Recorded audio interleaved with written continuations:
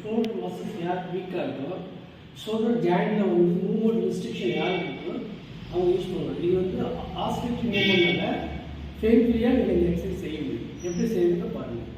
ஸ்ட்ரெயிட்டாக வந்து நம்ம என்ன பண்ணிக்கணும், காலை வந்து ஸ்ட்ரெயிட்டாக முடிக்கங்க, நல்லா முட்டி நல்லா மலங்களாக போட்டு முடிக்கங்க, பேக் வந்து ஸ்ட்ரெயிட்டாக வச்சுக்கோங்க.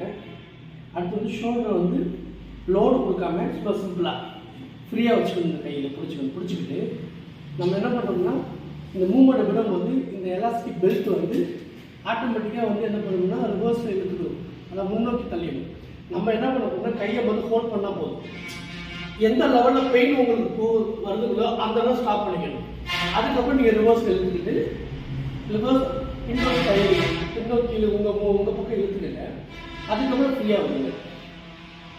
இது வந்து ஃப்ரீ எக்ஸசைஸ். இது வந்து அப்படியே ஷோல்டர் பெயின் உள்ளவங்களுக்கு, ஷோல்டர் மசில்ஸ் வீக்கவங்க, ஷோல்டர் ஜாயிண்ட் ஸ்டிஃப்னஸ் இருக்கோ அவங்களுக்கு இந்த எக்ஸசைஸ் நீங்கள் அழகாக செய்யலாம். ரெண்டாவது எக்ஸசைஸ் இதே வந்து என்ன பண்ணோம்னாக்க ஃபுல்லாக நீங்கள் எவ்வளோ தூரம் போகணுமோ போய்க்கலாம்.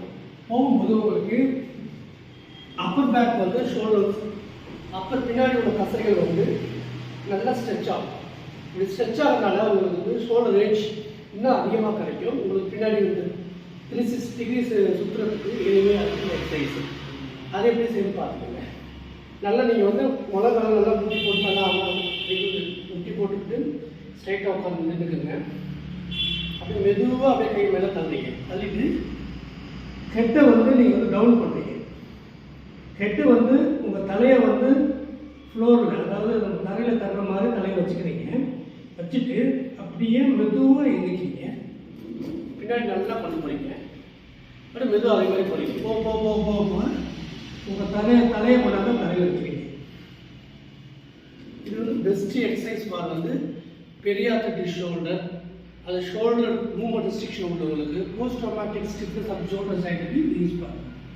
இது என்ன ஒரு அட்வான்டேஜ்னா, இந்த கை அதிகமாக வலி இருக்குன்னா இதில் கையை வந்து பிளேஸ் பண்ணுறது வந்து மைல்டாக ப்ளேஸ் பண்ணிக்கணும். இறுக்கி பிடிக்கக்கூடாது. இந்த கையில் நீங்கள் நல்லா லோட் கொடுத்துக்கலாம். ஃப்ரீயாக விட நம்பர் நான் அந்த கையில் வந்து லோட் கொடுக்கல, இந்த கையில் பிடிச்சிருக்கு, இந்த கையில் ஃபுல்லாக பிடிச்சிருக்கு, ஃப்ரீயாக விட்டுருக்கேன். ஜஸ்ட் நான் என்ன பண்ணுறேன், அந்த மூவ்மெண்ட்டோடு இந்த கையை அலோவ் பண்ணுறேன். எந்த லோடும் கொடுக்கக்கூடாது. மூவ்மெண்ட் வந்து நம்ம அலோவ் பண்ணுறேன். அப்போ வந்து இப்போ கை இவ்வளோ தான் போதும்னு வச்சுக்கோங்களேன். ஒரு பேஷண்ட் இவ்வளோ தான் கை தூக்க முடியுது அப்படின்னு வச்சுக்கோங்களேன். இங்கே வச்சுக்கிட்டு போக அவர் எவ்வளோ தூரத்துக்கு லிமிட்டில் போகிறாரோ